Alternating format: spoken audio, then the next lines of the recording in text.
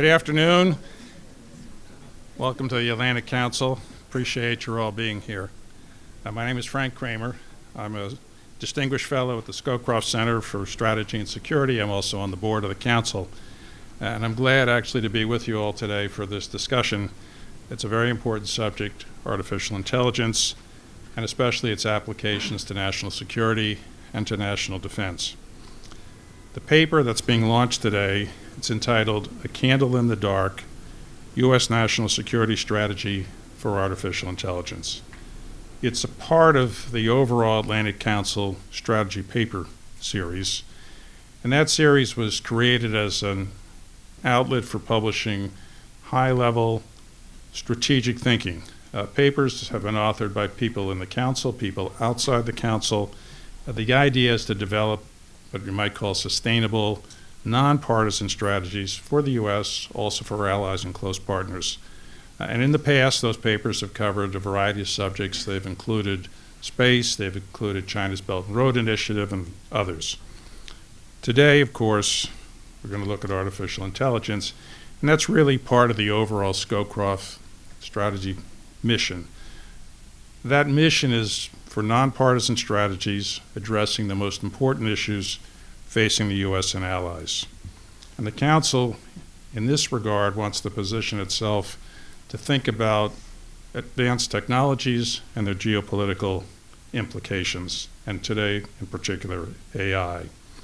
We've done things in the past like this. One report was called the Innovation Sweepstakes Report, which highlighted the importance of technological advances in geopolitics. And I think it's fair to say that a lot of people have come to the conclusion, myself included, that the entities, the countries that are able to develop and apply, and I think apply is a very important word, advanced technologies like artificial intelligence, but also synthetic biology or quantum computing, various others, robotics, are really going to have an edge. We need to think about those technologies. They're complex, they're powerful, they actually have many positive aspects, and they're coming. But they also raise risks. We all know some of those risks. Authoritarian countries are using them, facial recognition in China, for example, or elsewhere. And they also have potential impacts on our own societies. So how do we balance the positive aspects with the risks is a terribly important question, and we'll, I'm sure, get into that today. I had the opportunity to read the report, which I found enormously interesting, very valuable. And as you think about and listen to the discussion today and then engage from the audience, here are some things that I thought the report underlined that I thought were important, made me think at least. The first was that artificial intelligence is not a defined term. So we really have to think about what it actually means. And knowing what it means, what you're talking about, will allow a much better conversation, a much better analysis. The second is that there's a significant difference between technology and capability. So how do we move from technology to capabilities? What capabilities do we want? Which are the most important? How do we think about that? How do we decide what's the role of the private sector? What's the role of government? How do they come together on developing capabilities? The third, which may be obvious to this audience, but nonetheless is worth saying, perhaps for the first time since the Renaissance, but more or less, the West, writ broadly, has a strategic competitor, China, obviously. And what difference does that make, and how do we think about what we're doing, U.S., allies, partners, in relation to what China's doing? How do we interact, if at all, with China? What do we need to think about in that regard? And particularly, if you do think that there is a great power competition going on, what does that mean?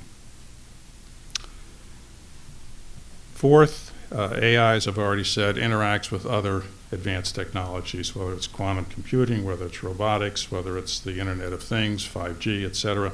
How do we bring those things together in a useful way? Of course, that goes to the capabilities point. And lastly, AI depends on data. So what data? What do we need to collect? How do we collect it? How do we make it useful? And how do we protect it? Again, those are all issues that we're dealt with in the report made me think, and I found, as I said, the report very, very useful. So I want to hand over to our panel, please. That includes Tate Nurkin and Stephen Rodriguez, who are the co-authors of the report. Happily, they are both fellows at the Atlantic Council. Third panelist is Testa Blank-Knowles, who I've known for some period of time.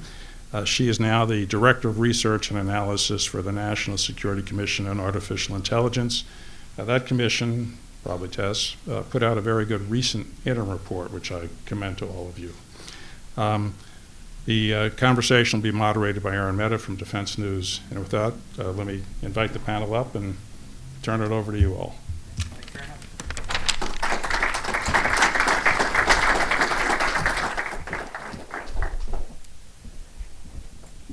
All right. Good afternoon, everyone. Lovely to be here. As I said, I'm Aaron Mehta. I'm Deputy Editor of Defense News. And I'm probably the person in this room who knows the least about AI, so this is going to be an interesting conversation. Hopefully we can make it all work out. We're going to start by asking kind of our colleagues at the end here who actually wrote the report to talk a little bit about what they've concluded, some of the thoughts they put behind it. We're going to start with Steve, even though he's not the furthest one down, and kind of go into the basics of what you've come up with here. Sure. Is this on? Oh, there we go. So the challenge when you're asked to write a report on artificial intelligence in Washington, D.C. in 2019 is that everyone and their dog is also writing a report on artificial intelligence, especially as it relates to national security. So when we set out to write this report, the first thing we tried to do is say, if we're going to expend our time, the better part of this year, writing this report, we want to make sure that we're not saying pablum. We're not saying what everyone else is also saying. So one of the initial things that we did is we set out to read many of the reports that we respected personally and tried to identify the gaps and seams in those reports where we felt we could offer additional treatment from a research perspective. So I think that's the first key element that we tried to address. The second one was actually put forward an actual strategy. Now, this strategy can be picked apart and no doubt will, but we did not want to put this out with merely a list of recommendations that we would commend all of you to read through, all 287 of them. Instead, what we wanted to do was provide a framework of analysis that then we could structure a series of recommendations underneath. In other words, kind of a lens of analysis for viewing the broader set of recommendations and structuring them. Among the 5 that we recommend, the one that I felt actually 2 I felt were particularly useful were the compete and protect components. There are 5 being direct, engage, govern, compete, and protect. Compete and protect really relies not just on technology, as Mr. Kramer said, but also on capabilities. So where we were going with this is identifying, number one, what technologies we should be protecting. Right now, I feel too often that step is not even done, and certainly not in a concerted way. Secondly, once you identify what technologies you need to be protecting, then you have a better understanding of what policies you can establish when you talk about competing and protecting vis-a-vis other countries and even other companies. As part of writing this report, we actually engaged a number of times with panels and first-person interviews, Tate and I did, with both government officials, as to include many of the agencies, the 2 of which are represented here, as well as the defense industrial base, and then I think importantly, the commercial, what I'll call industrial base as well. And I use that word carefully. Actually, I think I also probably just made up that term on the fly. And the reason why is that you're seeing, over the last 5 years, you're seeing a real push to engage, yet again, commercial tech companies in the U.S. defense industrial base. And this is speaking from a national security perspective. The reason why I just blissfully referred to this as the commercial industrial base is that you're seeing a hybridization now where companies ideally have a commercial business model. They're selling to Procter & Gamble, Coke, Goldman Sachs, and the like, and then they've essentially been recruited or drafted to support the American national security mission as well. These were highlights that Jeff Bezos delivered over the weekend at the Reagan National Defense Forum For once, I was relieved to see that he agreed with us. So with that, I'll turn it over to Tate to offer some additional commentary, I think, as we delve into this further. Sure. Thanks, Stephen. Just to sort of jump on Stephen's point about wanting to produce something that's different, that's something that advances the argument, we also wanted to make sure we took as broad definition as possible of national security. And so our analysis throughout this paper touches on really three categories of challenges and opportunities for the U.S. and national security. And the first is around sort of military capabilities predominantly, or security capabilities that are enabled by different AI techniques and technologies.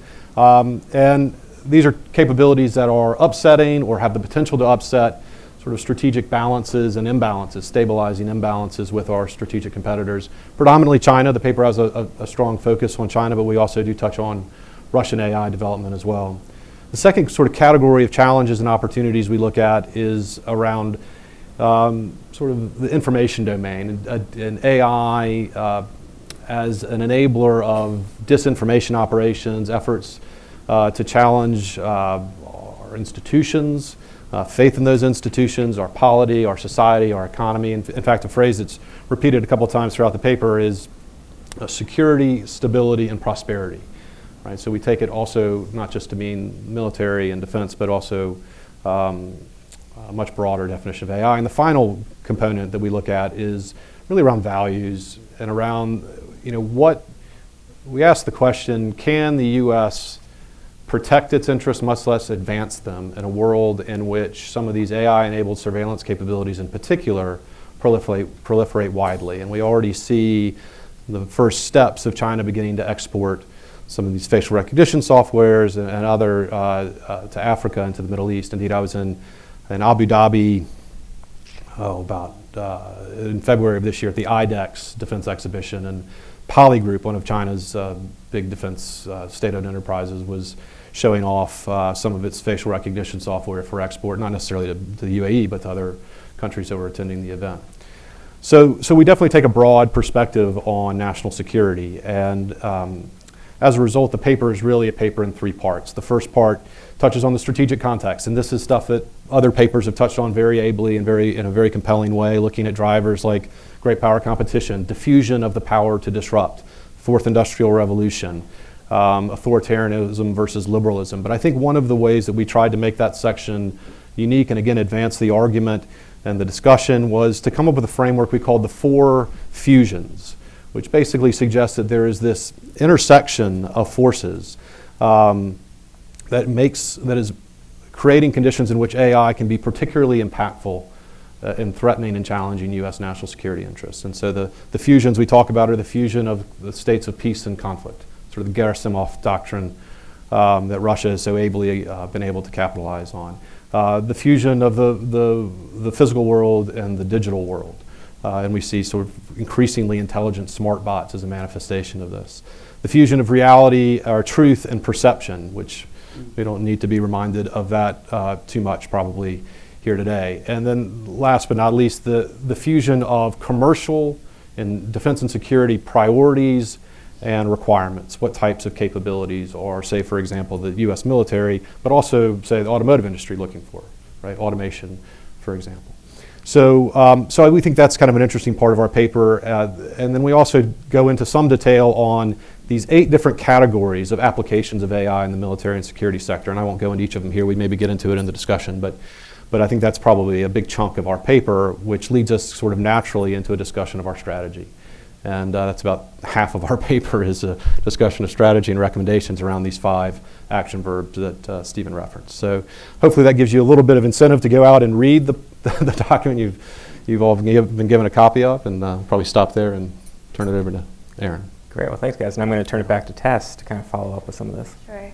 Thank you, Aaron. And thank you to the Atlantic Council for hosting this discussion today, and to Stephen and Tate for your work. It's already informing a lot of the dialogue in DC, and it was really heartening to read your work, and it mapped a lot with the consensus judgments that the Commission put out in our report earlier this month.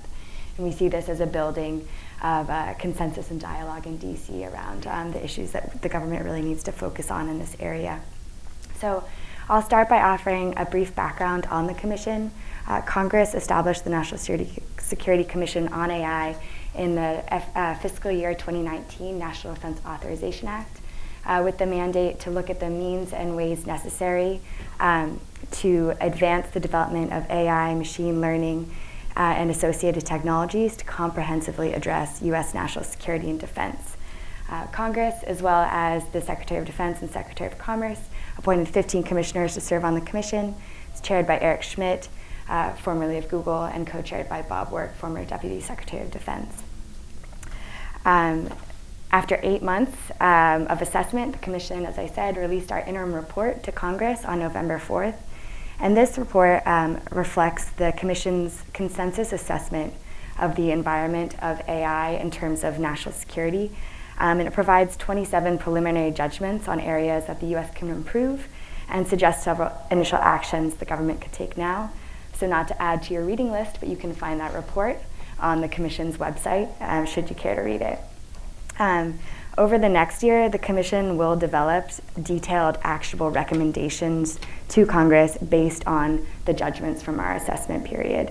We'll issue that to Congress in March of 2021. So we really approach our mandate through the recognition that to get AI right, we have to channel the whole of society for the sake of our national security and economic prosperity. I think everyone on this panel agrees that the stakes are really immense, and how the U.S. adopts AI will have profound ramifications for our economic well-being as well as the position of the U.S. in the world. And at the same time, as referenced by Tate, the developments in AI can't be separated from emerging strategic competition with China and other geopolitical developments around the world. At the conclusion of our assessment phase, the Commission's report really reflects primary concerns that, first of all, the U.S.'s role as the world's leading innovator is threatened.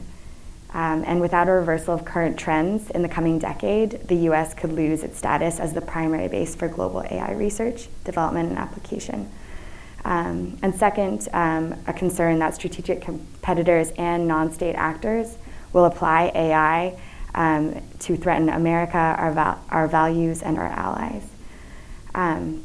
So given the gravity of these challenges, in the course of our work, the Commission developed 7 consensus principles that we have taken to guide our work going forward and help foster a national discussion around AI. So the first is that global leadership in AI technology is a national security priority, and the government retains a core responsibility to steer advancements and make investments in a way that protects the American people and ensures a robust basic research environment. Second, AI adoption for national security is imperative, and we see no way to protect the American people, U.S. interests, and the development of international norms on AI if the U.S. is not leading on the development of the technology and application. Third, private sector leaders and government officials must build a shared sense of responsibility. The government needs help from industry and from academia to maximize the promise of AI and minimize the national security risks posed by AI. Fourth, people matter more than ever. We must cultivate homegrown AI talent and then attract and retain the best talent from across the world in the U.S. Fifth, actions to protect America's leadership from foreign threats must preserve the principles of free inquiry, free enterprise, and free flow of ideas. Sixth, at a basic level, we do see a convergence of interests and concerns between national security officials and those in the AI development and ethics community. Everyone wants safe, reliable AI systems. Everyone also recognizes the limitations of today's technology. Disagreements, of course, are going to continue about how to develop and use AI, but we do think there's a common ground that can serve as a productive for a dialogue going forward. And seventh, and possibly most importantly, any use of AI by the U.S. must have American values, including the rule of law at its core. So we are building on these 7 consensus principles to move forward and develop the recommendations for Congress. In our report, in our next phase, our recommendations will align along 5 lines of effort, which are much in line with those of your strategy. It is investing in AI R&D, adopting AI applications for national security, training and recruiting AI talent, protecting US technology advantages, and leading in global AI cooperation. In essence, the Commission's overarching judgment is that the US is not yet translating broad national AI strengths and AI strategy statements into specific national security advantages. And the challenge we now face is how to marry this bottom-up and dispersed innovation that we identified across the national security space, as well as this top-down strategic vision that you're seeing from a lot of government leaders, and how we can get that organizational change and resourcing right in between. And tackling these problems, like I said, requires really a whole of government, society, and industry to address. And we're working to bring in, as an independent commission, really bring in ideas from across that spectrum from a wide variety of stakeholders. I'm delighted to have this opportunity today to learn from my colleagues on the panel as well as from those who joined us here today. Great, well, thank you, Tess. And our last panelist, of course, is Gregory Allen from the Pentagon's Joint AI Center. Greg, you wanted to take a swing at this? Sure. Thanks to the Atlantic Council for the opportunity to be with you here today. This is a topic that the Department of Defense has been focused on for quite some time now. There was an argument maybe 2 years ago in 2017 about whether or not artificial intelligence was a critical element of national security technology. And I would say that debate is largely over in Washington, D.C. You can look at the language of the FY19 National Defense Authorization Act. You can look at the appropriations legislation. You can look at the White House Executive Order, the American Artificial Intelligence Initiative. The argument about the importance of AI has largely been resolved. Now we are mostly focused on what specific steps do we want to take in recognition of that importance. The Department of Defense's sort of first attempt at answering this question, which was a rather substantive one, came as an annex to the 2018 National Defense Strategy. And that was the Artificial Intelligence Strategy of the Department of Defense. My organization, the Department of Defense Joint AI Center, or the JAIC as we call it, was created as a result of that strategy, and in the strategy is stated as the focal point of executing that strategy. The strategy, which we've now been working through since 2018, really covers the gamut of what we need to be doing for artificial intelligence. I would say it starts with a few major ideas. The first is that in terms of research and development and advancing the state of the art in AI, there is a lot of good work that is already going on in the Department of Defense. DARPA's Third Wave AI initiative, for example, is doing exemplary work, has been doing exemplary work for quite a while now, and I expect will continue to do exemplary work for the foreseeable future. What the National Defense Strategy and the DoD AI strategy identified as the crisis was not so much on the research and development side, although there continues to be important work to advance in that area. What we identified as the more pressing need was related to the adoption of the state of the art of AI technology as it already exists in commercial industry and academia. The Department of Defense observed some remarkable capabilities present in the commercial world, and you can only hear the question, why can't we do that, so many times before you recognize that it's time to act. And so the establishment of the Joint AI Center was really in recognition of that, why can't we have that, why can't we do that, questions as it pertains to AI. So the organization was established in June of 2018, but didn't actually get money or people until February, so we're still quite a young organization. And yet we've accomplished a remarkable amount in just the short period of time that we've been around. Broadly, I would categorize our efforts into 3 big buckets. The first of which is to just simply identify projects that are good candidates for immediate adoption of AI technology, and to go pursue those capabilities development in partnership with the DoD components or the armed services. And so we now have 6 mission initiatives where we've identified areas where this is where a period where mature AI technology exists in commercial industry, relevant data sets for training of AI algorithms exists in commercial industry, and a relevant mission impact, someplace where we could make a difference, is available. When you have those three things, along with a partner in the armed services or the DoD components who's willing to let you try and build your stuff, you can actually do some pretty interesting things quite quickly. And we have a few areas where we are pretty delighted with what we've been able to achieve in just the 10 months since we really got funding and people. In addition to fielding specific AI-enabled capabilities, we're also working on AI infrastructure that is basically designed to lower the barriers to entry for developing AI capabilities within the Department of Defense. The essential problem that we've recognized is that it's quite hard to build software quickly using the sort of modern development tools that exist in commercial industry. And so we're asking ourselves, what can we do to lower the burdens upon machine learning developers that exist in the defense industrial base or that exist in the DoD labs? How can we make their lives easier so they can build stuff and get to using that stuff quicker? That's really embodied in our Joint Common Foundation, which is our primary AI infrastructure effort. And then the third thing that we've been asked to do is synchronize DoD's efforts around governance of AI technology. The National Defense Authorization Act of 2019 really directs the Joint AI Center to coordinate and synchronize a lot of the activities throughout the Department of Defense that are going on in AI. And so that's a lot of the work that my organization within the JAIC is involved in. And that's really the good news there, is that there is a lot of really exciting work going on throughout the Department of Defense. The JAIC really never acts alone. Anything that we do in partnership with a DoD component or armed service. And as a result of that, what we're able to witness is that some really extraordinary seeds have been planted over the past year. And I think in 2020, you're just going to hear more and more of that fruit coming to bear. All right, something to look forward to. There we go.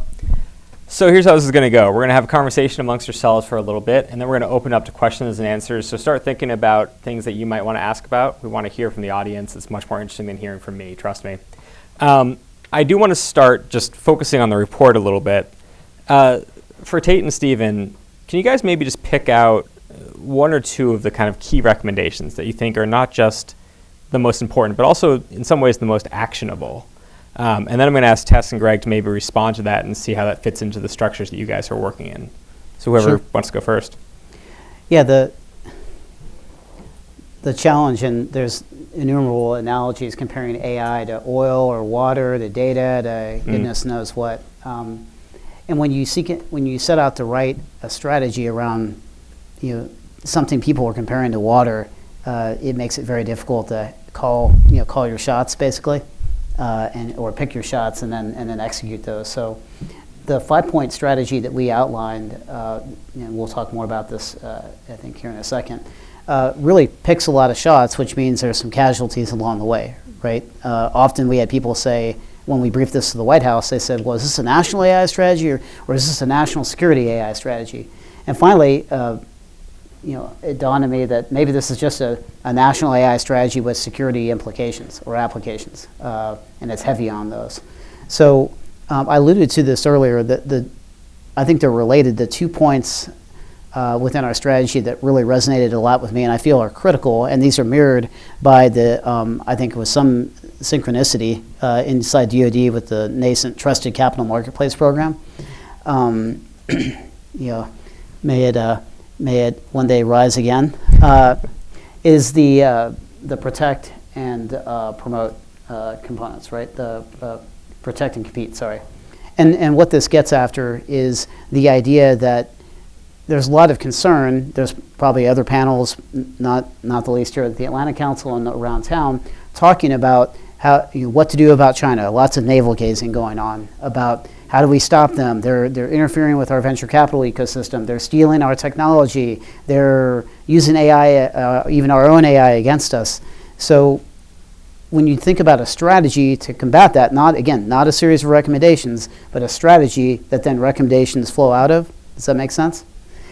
Then what you want to try to do is say, number one, what technologies should we be protecting or promoting?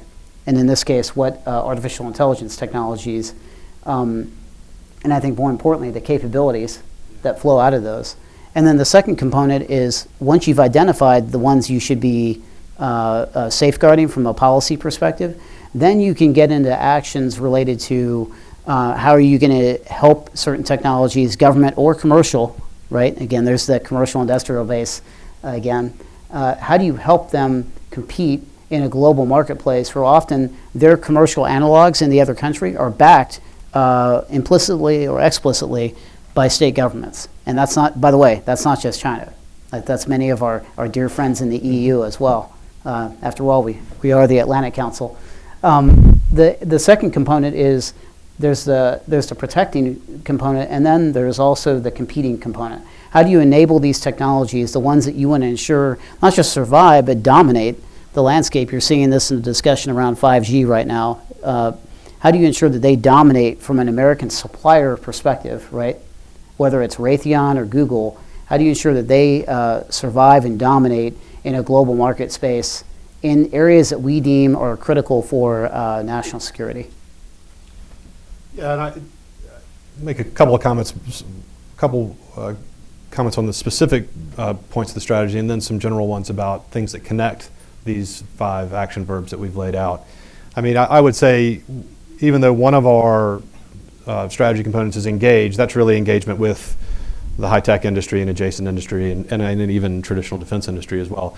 But a key component of both our govern component and compete is engagement with our allies and partners who have some of the same concerns that we have, this country has, about AI and how it's being applied by other actors and competitors, and have some of the same national security interests. And I think there is an opportunity here to work with those allies and partners to make sure that we get the norms and standards correct, and that we are able to implement those, and also to find maybe some synergies with different components of their high-tech and defense industry to create novel capabilities that will benefit U.S. and allied national security.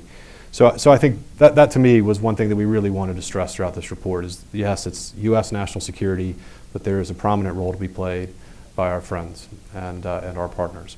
The other point I'd make is there are a couple of themes that kind of connect these 5 different areas. And Stephen referenced protect, which is a very important part of this strategy. But we also want to make sure we're building up our capability. This isn't just about protecting our technology and developing even competitive strategies that exploit asymmetries with China and Russia. It's about building up capability and making the U.S. more capable of competing in this competition, which I know are themes that Tess and Gregory have already focused on. And the final comment I'll make is the priorities are not all technological. Frank spoke at the beginning about the difference between technology and capability. Well, what takes a technology? Technology is an enabler of a capability, right? And so it's just one enabler. There are others. There's innovations in adjacent areas like operational concepts and doctrine, organization, culture, and training, regulations and legal frameworks, procurement processes. How do companies make money working with the U.S. government in order to further incentivize innovation? And so a number of our recommendations focus on these areas, these non-technical innovations that I know Gregory mentioned are really critical to actually exploiting all of this technological innovation. Tess and then Greg, I want you guys to kind of respond to that. Particularly, I'm curious about some of the thinking that Stephen laid out there about how do you define strategy versus capability versus capacity, that type of thing.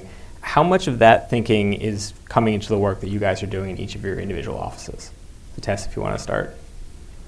Sure. So the Commission's really approaching these issues from the broad strategic perspective.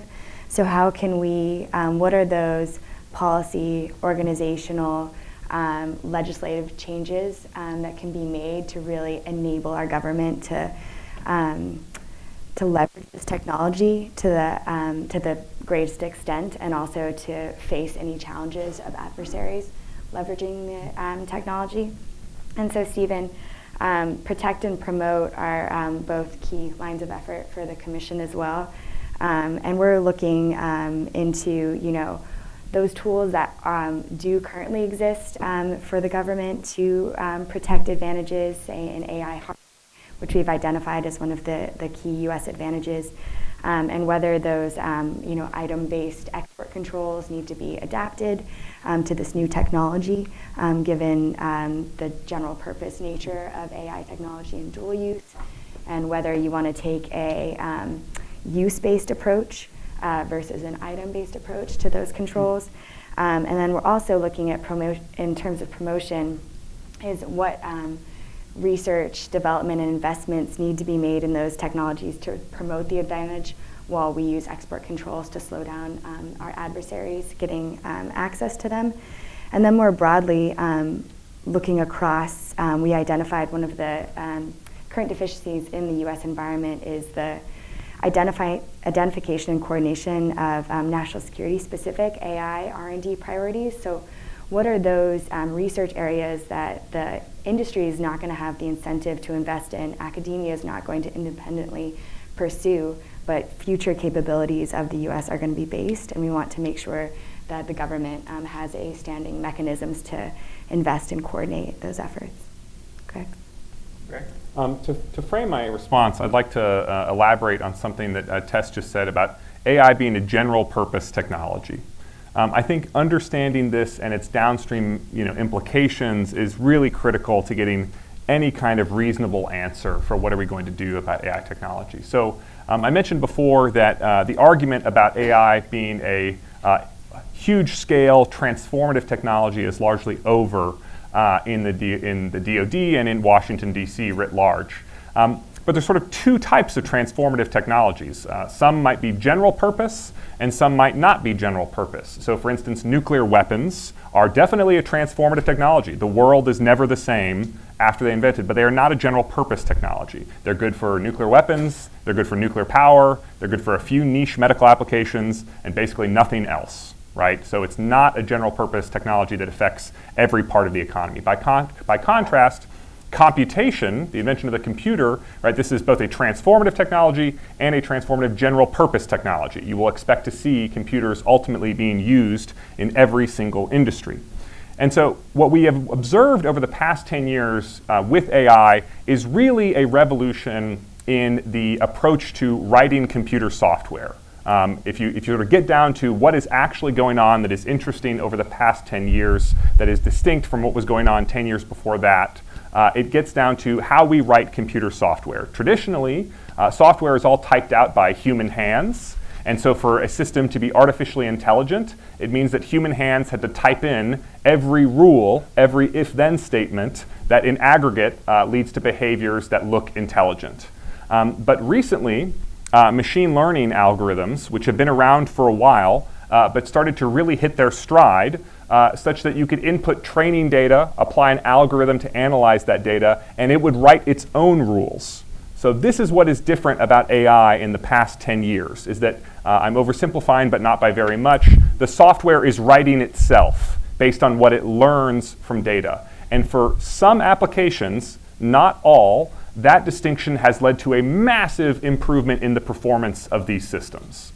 And so we are observing this changing trend in computation, whereby for some applications where you have relevant training data, where you have relevant algorithms, suddenly the performance goes way up in a very short period of time. Well, that's a general purpose capability, right? It's going to be useful for electrical infrastructure, it's going to be useful for medical diagnoses, right? But it's also going to be useful for making weapons. And so we in the national security community have to ask ourselves, what parts of this technology domain do we want to restrict broader access to in the name of national security, but what aspects of this technology do we recognize that there are benefits that we don't want to choke off before society really has the opportunity to benefit from them. So that general purpose nature is really critical to understanding our approach to promote and protect. That's why so much of what the U.S. national security community is thinking through is, which parts of the value chain, which extends from everything from the raw silicon, right, all the way to the downstream, very capability-specific aspects of AI, what parts of that do we think would be valuable to control, and what parts of that do we think we have a credible path to control? It's not very easy with a general purpose technology, and it's something that many different parts of the US government, not just the DoD, are thinking about quite hard. The second thing I want to touch on is the importance of allies. This is one of the pillars of the Department of Defense AI strategy. And I personally have been a part of briefing several dozen different allied militaries on what we're up to in the Department of Defense AI strategy. And we are already partnering with our allied militaries in thinking about what types of AI efforts can we do together. Some of those partnerships are public. Some of those partnerships, for good reasons, are not public. But I can assure you that we understand absolutely that technology change does not change the attractiveness of alliances. And we believe that our allies, the United States' allies, are a critical part of our national security, no matter what happens in the future of AI. Yeah, and to piggyback off Greg's excellent point, there's a major tech company that the tech company's definitions, these are not definitions they adopted from us, the tech company's definitions of military effects are split into two categories. This is obviously a named tech company that all of you know well. General purpose forces, right? Dudes with guns. And then what they call computer generated forces, which are computer capabilities, which it can achieve military effects. In many ways, this is something we tried to provide some treatment to in terms of pathways for alliances we have currently to enable American national security strategy in ways that perhaps in the past, when we have arguments about 2% spending or less with our NATO allies, this could be a potential for them where instead of expending a certain amount of dollars for an aircraft platform or a ground combat vehicle, they could instead convert those towards computer-generated forces. The challenge there, again, is providing, and this is, I think, where American leadership is important, is the U.S. setting the standards and norms for AI collaboration and interoperability. This is a key component we try to address in our report, primarily because a lot of the other reports we saw out there were giving some treatment to it, but we felt that was an area where, as a form of relative competitive advantage, we could actually address in a way that would provide some new thinking on. I would also add that the general purpose nature of the technology is something that is sort of weaved into the paper and to the strategy, and I think it certainly plays in the first part of our strategy, direct, which is really the prioritization exercise, and we call that out as a critical challenge, but also an opportunity for development of identifying technologies and using alternative means of developing them outside of sort of traditional defense industrial areas. It also plays in to the govern, where we take the approach that regulation of these of the AI technologies should happen at the application level rather than at the technological level, and we give some good examples of how, particularly facial recognition is the example that we use throughout the paper, but it's indicative of others, how their context matters in terms of how these technologies are applied. Yeah, I think sort of just a helpful real-world example of how that might play out. There are general algorithms that are published, just in the open source research community about computer vision. So recognizing the kinds of objects that you see and determining what is in an image. Those sort of general purpose algorithms are not regulated in any way generally. But if you were to apply a specific training data set and feed that into an algorithm in order to generate an AI model, well, then you've got an application-specific AI model. And so, general purpose, what is in this vision computer algorithms, probably not going to be regulated, but application-specific, this model can help you aim a sniper rifle. Those types of things are likely to be regulated. And that's one of the sort of breakdowns. There's other nuances there, but that's how the national security community is approaching it. So there's two things I want to hit, and I want to get to the international part, but I just want to stay on exports for a second, and control and how you handle this, because it's tricky, right? We all know the companies that are developing this in America are American companies in many ways, but they also are international companies. Famously, Google has AI work being done in China. In this very room, Joe Dunford, then the chairman of Joint Chiefs, called them out on that and said we need to have a conversation about it. How do you, and Tess, maybe you can to start with this one because you've got kind of the whole of government approach in your umbrella. How do you deal with a situation where the U.S. government is not developing these technologies, right? We're relying heavily on commercial techs, where the commercial side is developing things that are in many ways open to competitors.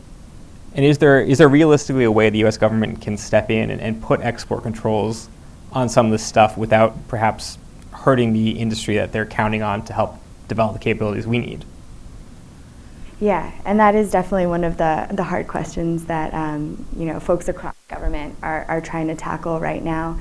And again, it gets to the point of that these are really tricky problems that government and industry need to come together to solve, and will therefore require a trade-off and a risk analysis between national security and economic strength for the United States. So it takes a dialogue, I think, to get there in a way. We protect ourselves and also strength. We actually, again, we certainly don't posit an answer to that question. It is an extremely difficult question, but it's about incentives for these companies. But we do think that there's a role to be played among other parts of the solution for sort of a maybe more aggressive. I know it's gotten more aggressive since General Dunford's comments, but more aggressive narrative about working with the U.S. government, national security community, and DoD. Many companies don't need to hear that narrative, some do. And then finding ways in which companies can fit into because this is a pretty broad challenge presented by AI for national security, right? Yeah. And as much as Google has taken some heat for the Project Maven decision, it also, as I understand it, as we cite in the paper, does support DoD in detecting deepfakes, right? Which is a challenge that the U.S. government has to deal with. So, working with industry and high-tech companies to find where they can fit into this response, being proactive in that, I think is also part of what we recommend. And I'll say that from the Commission's conversations with companies across the U.S., we found that a lot of businesses are excited and interested to work with DoD and the national security establishment. The government needs to make it a little bit easier, probably for businesses to work with the defense establishment, and recommendations will follow along those lines.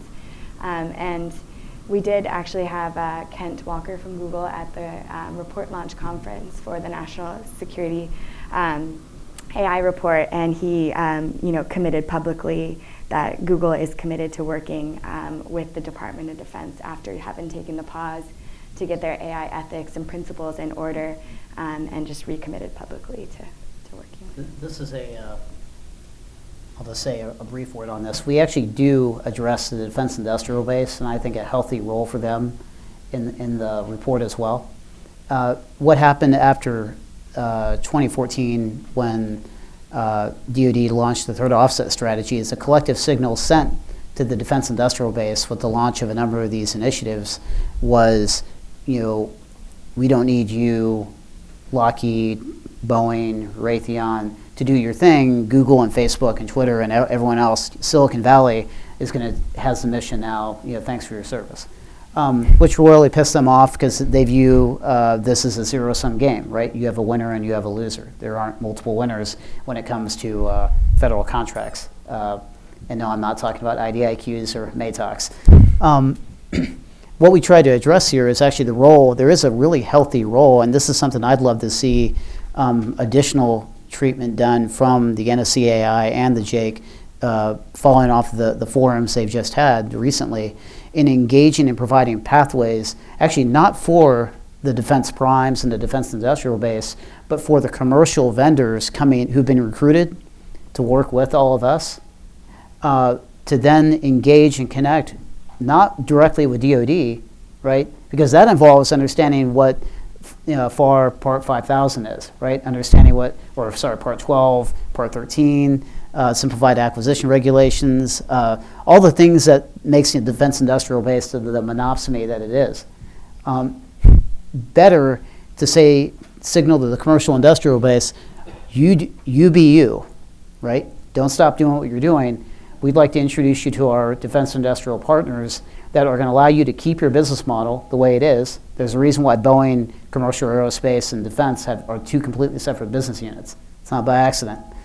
Keep your business model the way it is. Work with our defense industrial partners here to engage us in an established and set way of doing business that protects both commercial intellectual property, which is what they view as supreme, as well as ensures that the defense industrial base has primacy in an area that they excel at truly, which is, yes, they're good at technology, yes, they're good at innovation. The one thing they're extremely good at that arguably no one else is good at in the world at, scale. They can produce massive programs over decades and decades and decades within a definable quality assurance framework. That's special, and that doesn't get advertised enough. So typically when we talk about the defense industrial base, it's viewed as, oh, well, those guys, they don't, what if we want to produce $12 billion centers of gravity in the Western Pacific, like we have our vendors for that. But let me tell you about AI. I think there's a role for both, and that's what we try to articulate in the paper. So I've got a lot of questions, which I assume means people in the room have a lot of questions. So we're going to move to Q&A. We're going to have mics going around, and just a word of guidance. A question is a question. It's not a statement nor an essay. If you have an essay on this topic and you'd like it to be out there, Defense News or our sister publication, c4isrnet.com, are happy to publish it. Please come see me afterwards. With that, we're going to start with the gentleman on the edge here. Thank you. Steve Winters, independent consultant. I'm wondering, when you talk about the U.S. maintaining its leadership in this area, whether whether you've thought about any quantitative measures which would show that we're actually maintaining the leadership. I know when Putin ran out his national AI program a couple of months ago, they actually threw in some quantitative things. We want to have this percentage of important papers on AI coming from Russia in the future. And it was a small percentage, but nevertheless, that was, I think we stayed away from that metric. In particular, the papers and publishing, because frankly, research on other countries that focus on that, it can be misleading for sure. But we do stress the need to reevaluate our prioritization. So it's the way we've depicted it, the chart in the paper is circular, really. It starts with direct, and we have to come back to that from time to time to understand whether our priorities are the right ones or whether we're achieving those priorities in an efficient way. So to be honest with you, I can't recall a specific metric that we included in the paper. Steve may be able to, but we stress the need for them and clearly the need to reevaluate our progress on a regular basis. Yeah, the objective was to put a framework in place, a framework around the recommendations, and then have the recommendations call out specific metrics. It's interesting you referenced the Russia report. I guess you should count yourself lucky that you're associated with the American versions of your organizations, because Russia announced in February that they would have a strategy out in May, and they finally released it as this was going to print in November. So I'm sure there's more than a couple AI specialists now in the gulag as a result. Who's next? In the back, against the wall there. Hi, Joe Henning. I'm on the International Board of Global Arena Research Initiative. We just hosted a conference in Europe with CERN and with the Confederation of Artificial Intelligence Laboratories in Europe. And I'm really super excited to hear you talk about sort of embedding AI inside of alliances and thinking of it as a traditional capability that should be inside of alliances. I was alarmed, however, in this conference to not see a single representative of the U.S. government there. All the major U.S. tech companies were there, and I saw and I sensed that the questions really being framed almost exclusively in commercial competitive terms, and then national governments and maybe the EU is looking at it in competitive terms through commercial advantage. And I guess that sort of leads to a question, is there an effort to look at this from an R&D point of view, looking at multilateral national lab-centric or multilateral-centric funding that could develop a more collaborative approach to intellectual capital over time? Because hitting it head-on through the commercial sector, I think, is going to be incredibly difficult to do. Tess, you want to tackle one? Sure. So you hit on a point that we are digging deep into, is how we can expand current alliances and look at new ways of cooperation in terms of AI. Specifically, how can we use existing, say the Five Eyes, and expand through cooperative agreements, through lab partnerships, AI talent exchanges, also cooperative training if we look broader across the NATO alliance. So these are all novel approaches that we're looking into. How can we incorporate them into existing standing alliances, and also exploring, are there new sharing agreements and arrangements around data and other AI technologies. In the middle here. So you can raise your hand. There we go. Thank you. I'm Dave Rabinowitz. I'm a retired engineer. First of all, when you talk about protection, the cat is already out of the bag.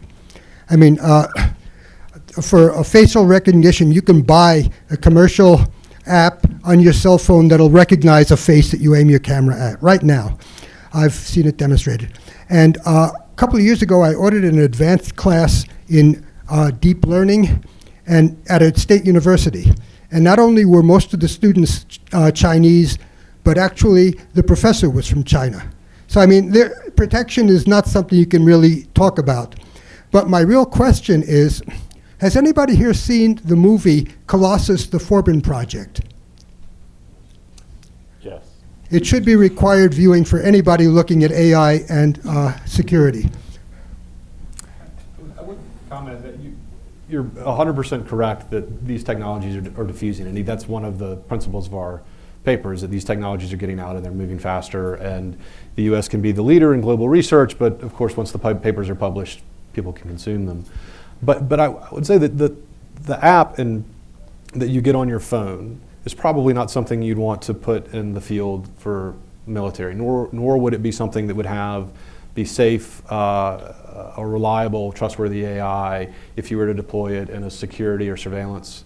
So being able to function, so being able to these more advanced applications of that technology, which is without a doubt diffusing and dispersing, are things that maybe the United States can begin to focus their protection efforts on. That app was demonstrated to me by a police officer who uses it professionally, and he said that the database was more than 3 billion faces. That's a lot of faces. Yeah, a lot of faces. Don't download that app. Yeah. So that movie he recommended is from the late 60s, maybe early 70s. Yeah. And it is generally assumed to be James Cameron's primary inspiration for The Terminator. And it's pretty entertaining. Cool. Do we have another question out there? I'm going to go over this side because we've been ignoring it. Thank you. Nanda Ramanujam from Alliance Science. I was very intrigued by one of the recommendations that you made about compete and protect. And if we're talking about competition, I guess with AI technology developing so fast, at least in the commercial world, there's obviously the mindset that, if first mover advantage is important, winner takes all mindset sets in. So in the commercial world, I think there's enough opportunity. It's a heterogeneous market, so I think there's opportunity for a lot of players. I'm not so sure about DoD. So given some of the sort of the more rigid structure that may be within DoD, what do you think? How do you think this is going to be playing out? You obviously want to create a sustainable industrial base with strong competencies. So I think, Stephen, the point that you brought up about collaboration and interoperability, that sounded very intriguing. So can you elaborate on that a bit? So I actually ran and exited an AI company about 10 years ago. Unfortunately for me and my valuation before it was cool. Again, there used to be a joke about AI related to a certain South American country that said it was, I'll paraphrase, related to AI, saying that it is and will be forever the future technology, i.e. like where it's, we're not quite there yet. When we talk about engaging commercial technology with the defense industrial base, it really is it's an element of industrial policy. Unfortunately, this is an office within the Department of Defense that's getting a growing amount of attention. The White House worked very closely with what used to be called manufacturing industrial base policy, now just industrial policy, or INPOL, to make the acronym even worse. They worked closely with them on the Defense Industrial Base executive order that came out in July of 2017 that talked a lot about interoperability and engaging commercial technology to enable the Defense Industrial Base. What we saw, and I think we do talk about this in the report, when you write something and have it edited so many times, you start losing track of what you actually said to begin with. I'm familiar. Yeah, Aaron, you know, you should be talking about this, not me. What we noticed was there's a basic lack of understanding amongst government stakeholders when it comes to commercial technology companies for one basic reason. They've never been one themselves. And that's not a slap, it's just a fact, right? Like, I've never been in the US Navy, so I don't take offense when someone says, hey, like, maybe you don't understand what it's like to spend months at sea. Like, that's not offensive, it's just a fact. So when we see people talk about, hey, we want to engage commercial technology, you have a fundamental business model challenge. This is a challenge Palantir ran into a tech company. If those of you don't know it, you can Google it once you get bored of me talking. The challenge they run into is that they typically operate on what's called a software as a service model, right? Like, much like downloading a capability or paying for something on your phone. Netflix is an example. I pay a monthly fee or a yearly license for access to this capability. Does that make sense? The problem is that they were approaching it from a fixed price sales perspective, i.e., you know, DoD, you give me $10, and I get, and DoD says I get access to your thing for this entire year. The problem is that these companies are venture backed, right? So their investors give them money to make a huge amount of profit, right? Way more than any kind of defense industrial base player would accept. You know, they're looking at, you know, Raytheon is looking at, and the likes are looking at 6-12% profit if they're lucky. You know, venture-backed tech companies are looking at 50, 60, 70% profit. So it's it's literally a qualitative and quantitatively different approach when you look at the potential yield curves between those two companies. So what happens is, like my company and Palantir, when they engage the government on a fixed price contract, the government then says, well, you know what? You know, Greg and his colleagues say, we've got a lot of stuff to do as it is. This sounds really interesting. Whether I give you a contract or not, how about I give you a services contract to have you use your product for me? Because you know what? I have a lot of stuff to do anyway. Happens all the time. So most companies like mine and Palantir as well are really, you know, looking forward to revenue, right? Revenue is great. The problem is what comes with that revenue. You're now a service as a software company, not a software as a service company. And so what happened with us and Palantir, my information is old on Palantir, I'm about 4 or 5 years old, but you end up losing a ton of money because you can't get your people off site. But your model's built to, like Netflix, right? But imagine Netflix has to deploy an engineer to your house every single day to, like, turn the thing on, right? Oh, my password doesn't work. We'll send a technician out. That gets real expensive real quick. This is how the engagement with the tech industry breaks down in a fundamental way. Well, what I'll say to that is what we're describing is really problems with how the DoD buys software writ large. And that's true whether it's AI-related software or any kind of software. And the good news is there's been a ton of momentum to reform the way the DoD approaches this, really just in the past 24 months, in fact. The Defense Innovation Board published its software acquisition practices study back in April. The Undersecretary for Acquisition Technology and Logistics at the DoD now has an entire group set up to primarily focus on the proper implementation of the recommendations in that. And so I think there's a lot of good work going on into reforming, you know, not just who the DoD engages with and who it seeks to buy software from, but how it seeks to buy software. And I think there's plenty of good momentum in that direction. The second thing I'll say, though, is that it's not as though the DoD's existing practices exist for no reason.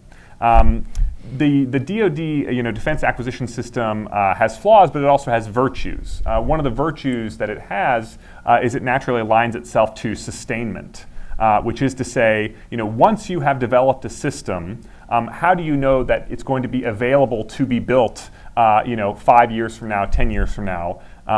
If we develop a missile that happens to be especially useful and especially high performing, we don't want to have to reteach ourselves how to build that missile. We want to ensure that it's going to continue to be available, including the software, you know, missile guidance system on board it. So there are areas where our software acquisition practices need dramatic reform. This is most obviously the case in enterprise software. And there are other cases where the sort of existing practices could be reformed around the margins, but might already be working well. This is often the case in software that's integrated with hardware systems. I just want to jump in quickly with the question, which is on the international side, is something that Stephen mentioned at the very beginning. The fact that there's also international competition on AI from partners and allies. There's government-backed companies, competition to the American companies, which aren't government-backed necessarily.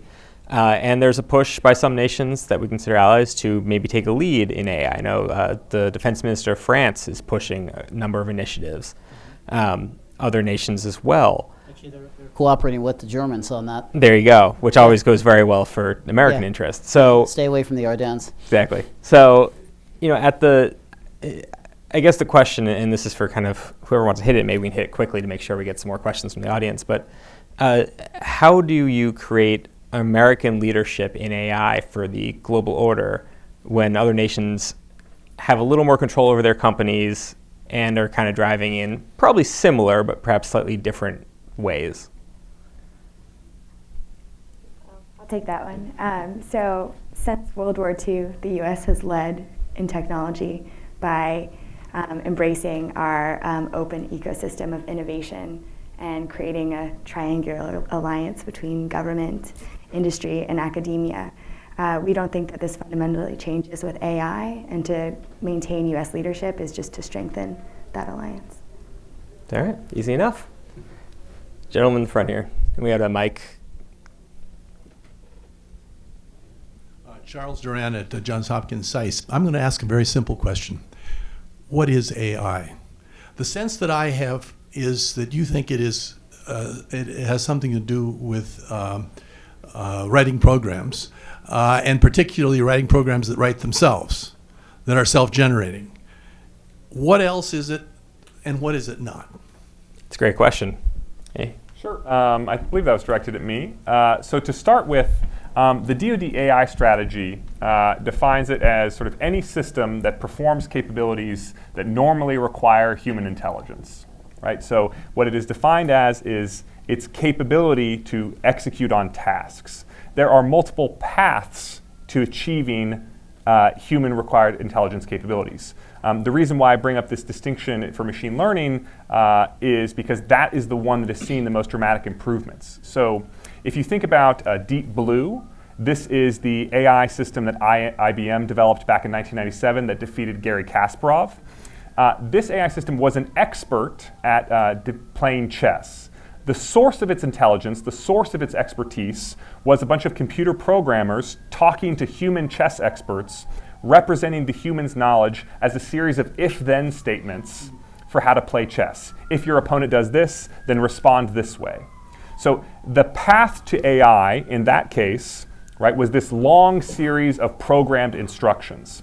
And that approach to AI has been around for decades. TurboTax, right, the tax preparation software, its predecessor was very successfully marketed as artificial intelligence in the 1980s, right? But it has been a victim of its own success in that it has become so ubiquitous, we no longer describe it as AI. We merely describe it as software. So my point is that there is this second path to artificial intelligence, the second path to systems that can demonstrate, that can perform capabilities that normally require human intelligence. And this is programs that learn from data and program themselves that I just described to you. And the reason why we're so excited about that is that while that technology, while the algorithms to do that have been around for many, many, many decades, really just in the past decade or so, suddenly their performance has gone through the roof. And so tasks that used to require a human being no longer do so, or aspects of tasks. So for instance, in 2006, there was a book written, co-authored by Harvard and MIT economists. And it was basically, the gist of the book was what computers can do and what computers can't do, and how you should plan your career, as a young professional, based on that. And the canonical example in that book of what computers will never be able to do is make a left turn into oncoming traffic, right? And their point was that the number of if-then statements that you would have to use in order to explain when to accelerate, when to brake, when to turn, when not to turn, was essentially infinite. And you could never capture the nature of the intelligence was a series of if-then statements. But with progress in machine learning systems, these systems that can analyze millions and millions of hours of driving on real-world road and learn the appropriate rules based on the analysis of that training data, I think suddenly we all realize autonomous vehicles are something that's on the horizon, and in many cities in America today are already a reality. And so while there are multiple paths to artificial intelligence, we're very, very interested in the machine learning ones because suddenly there's a lot of untapped potential. We have about 5 minutes left, so we're going to try to do lightning round. I'm going to ask panelists to keep your answers short, and we're going to grab about 3 questions here. So the lady in the front here, and then we're going to follow up with the gentleman with the scarf and the gentleman in the far back. Thanks. Antonia de Medina-Celi. I'm an AI practitioner and researcher, and my question is about education and preparing the American workforce with AI and data scientists to do a lot of this work.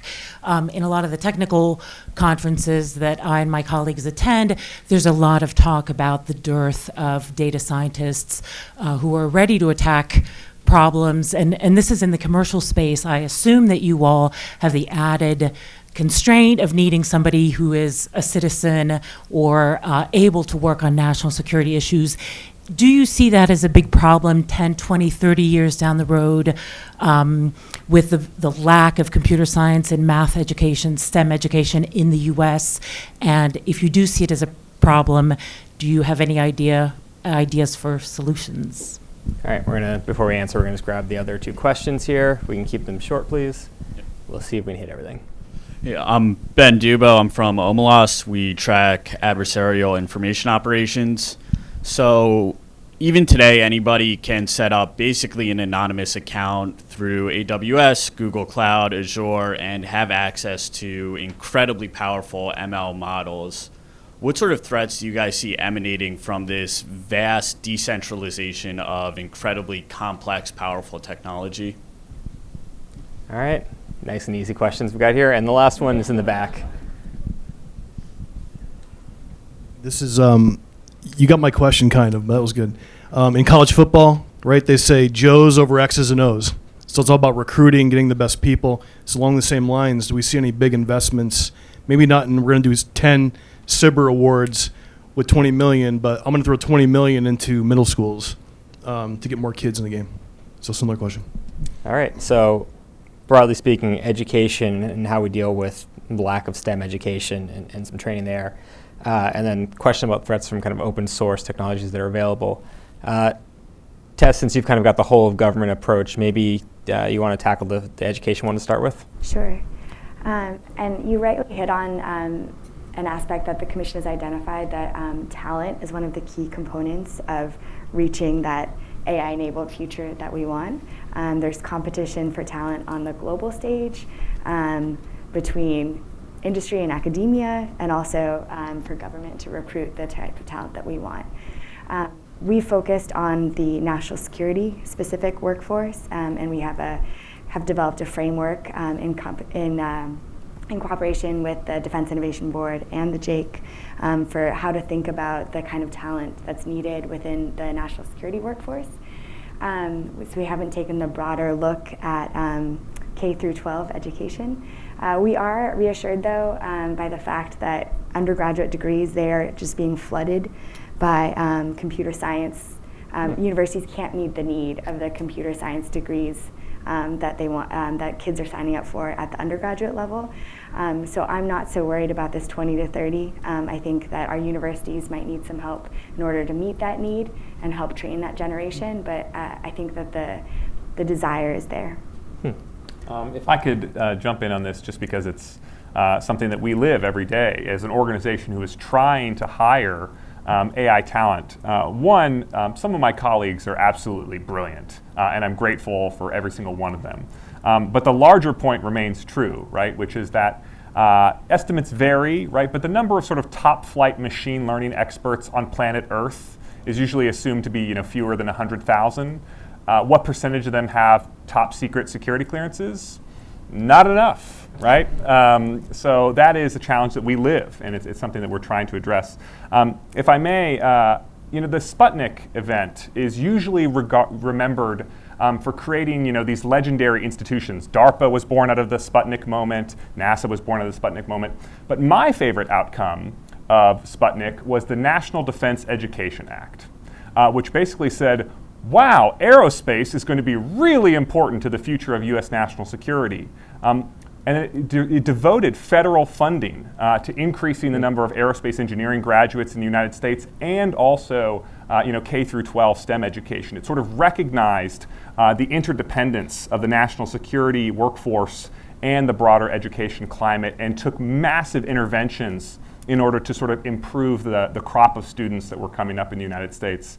I know that China in particular is often referred to have seen the AlphaGo event in AI history as a Sputnik moment. And you can see that in their education policy. All right, and just in the time we've got left, yeah. Yeah, 2 data points and one additional sort of assessment. The data point is if you're interested in China's perspective on the talent competition, then there's a paper by Tencent, I think it's from 2017, but it lays out many of the same, 100,000 true experts, and it is particularly focused on China's vulnerability in talent.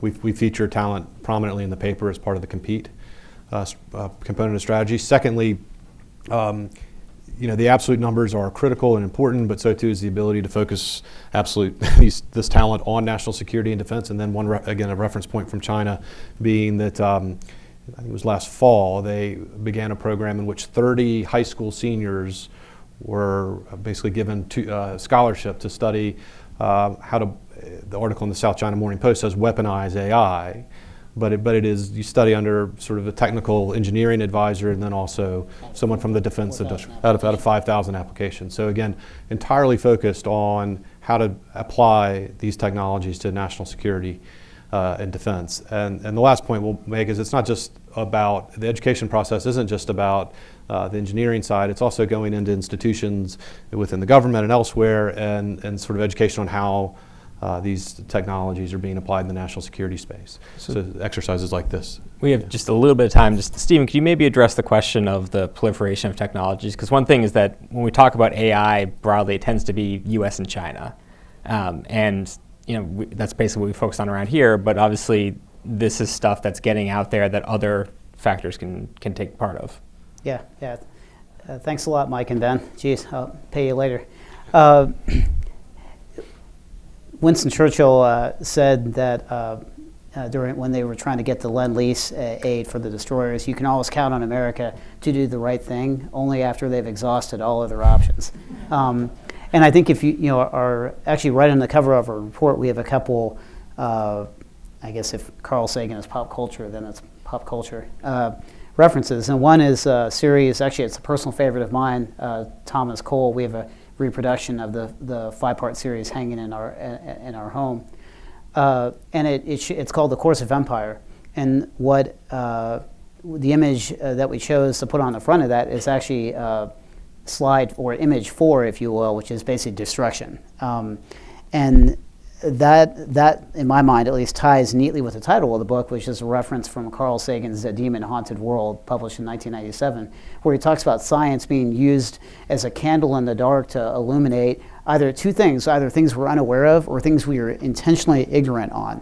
To include, he literally uses the term baloney detection, something I think we can definitely use in the national security sector for sure. And I think what we tried to do, to answer your question directly, is use that spirit to identify what technologies we're concerned about, but also really where the puck was headed. So for instance, something Greg referenced earlier, machine learning capabilities, writing software for itself. That's deeply concerning to me, actually, for the educational perspective, because everyone is telling students of hey, you got to learn Python, got to learn, a decade ago of C#.